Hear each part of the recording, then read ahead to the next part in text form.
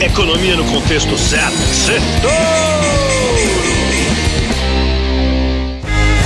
Boa noite, Brasil e ouvintes da Jovem Pan. Bem-vindos a mais um Sextouro, o resumo da semana econômica no contexto certo. E nesta semana o Brasil não conseguiu pegar carona no bom humor global. As bolsas bateram recorde em tudo que é país, Estados Unidos, Europa. Foi touro de ouro por lá. O Bitcoin também bateu touro de ouro. Até o ouro renovou a máxima histórica.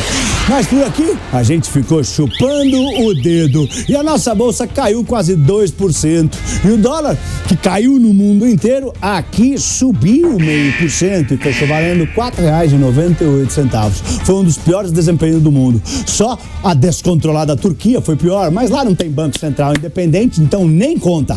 Vamos para os pontos que eu separei para o nosso Sextouro de hoje. Primeiro ponto, Petrobras. Aquilo que o Jean Prats, presidente da Petrobras, disse semana passada era verdade. Ontem à noite, a empresa informou que decidiu não pagar dividendos extraordinários relativos aos lucros do quarto trimestre de 2023. Quando o Prats avisou que ia parar de pagar para investir mais, ele disse que o mercado ia entender, lembram? Mas ninguém entendeu nada. A pancada foi grande, a Petrobras mergulhou mais do que 10% hoje, perdeu de mais do que 50 bilhões de reais de valor de mercado em um dia. E isso puxou o dólar com medo de interferência política na Petrobras. O real teve o pior desempenho do mundo essa semana. Hoje, um diretor contradisse o presidente Prats ao dizer que o valor não pode ser usado para investimento. E o Prats disse que a política foi aperfeiçoada. Só que agora há pouco, a Reuters disse que foi o Lula que mandou a Petrobras não pagar dividendos extraordinários. Que rolo! Vale lembrar que até 2 anos atrás, a Petrobras era a empresa que mais distribuía lucro para os acionistas do planeta Terra, mais que a Amazon, mais que Microsoft. Segundo ponto, Banco Central. O grande momento da semana era a fala do presidente do Banco Central dos Estados Unidos na Câmara e no Senado. E ele trouxe boas notícias, jogando as bolsas dos Estados Unidos e da Europa para máximas históricas, para touro de ouro.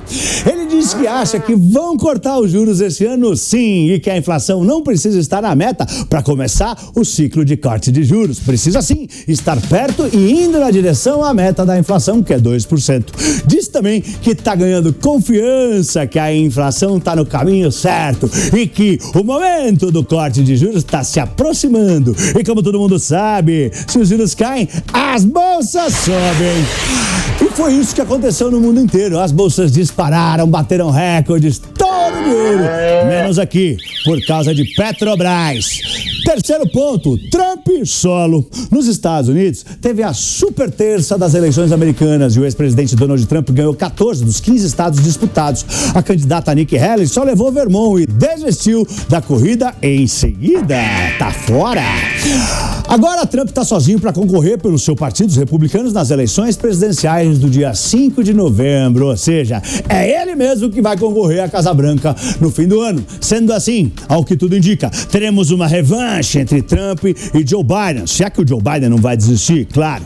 Seria a primeira revanche desde 1956. Quarto ponto, Jeff Bezos ultrapassa Elon Musk. O fundador da Amazon voltou a ser o homem mais rico do mundo, segundo o índice de bilionários da Bloomberg.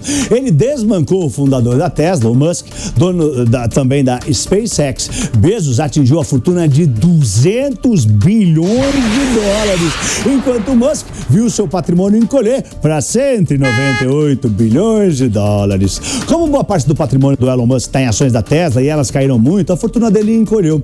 Esse ano as ações já caíram mais do que 30%. E boa parte da queda é por causa das quedas nas vendas lá na China. Caiu 20% em fevereiro as vendas por lá.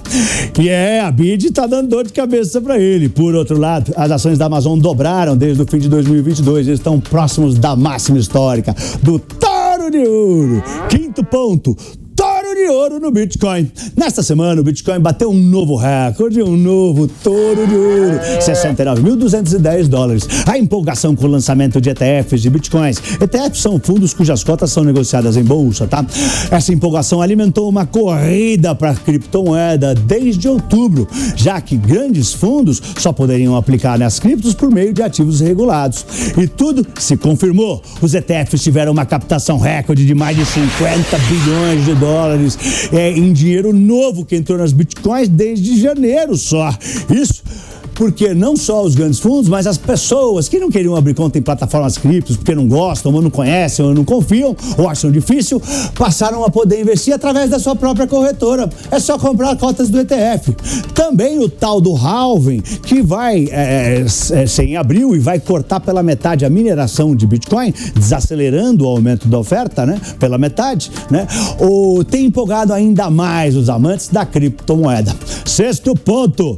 Touro de ouro no ouro. O ouro bateu 5 recordes seguidos essa semana e agora tá valendo $2.165 a onça, com a expectativa de que o ciclo de corte de juros comece nos Estados Unidos.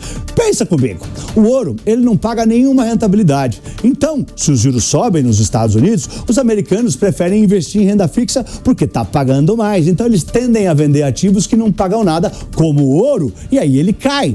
Mas agora, como a expectativa é de corte de juros, os americanos compram ouro. Ele sobe, porque o renda fixa vai pagar menos.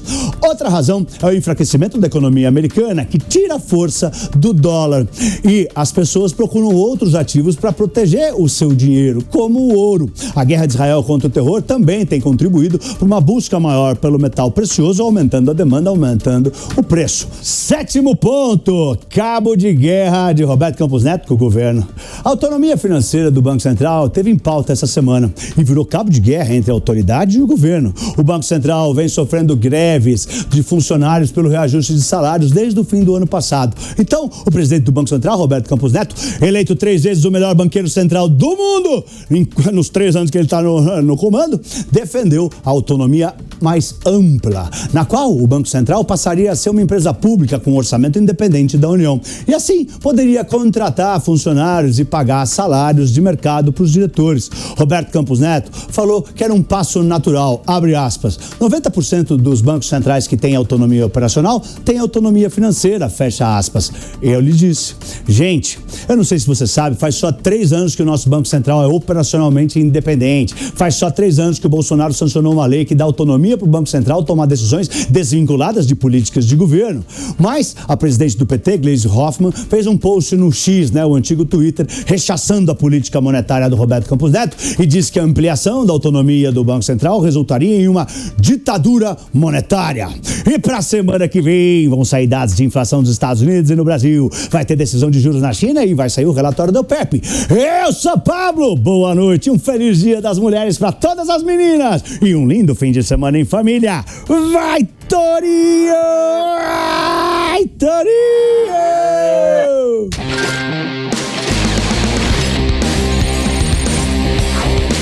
Economia no contexto certo. Setor!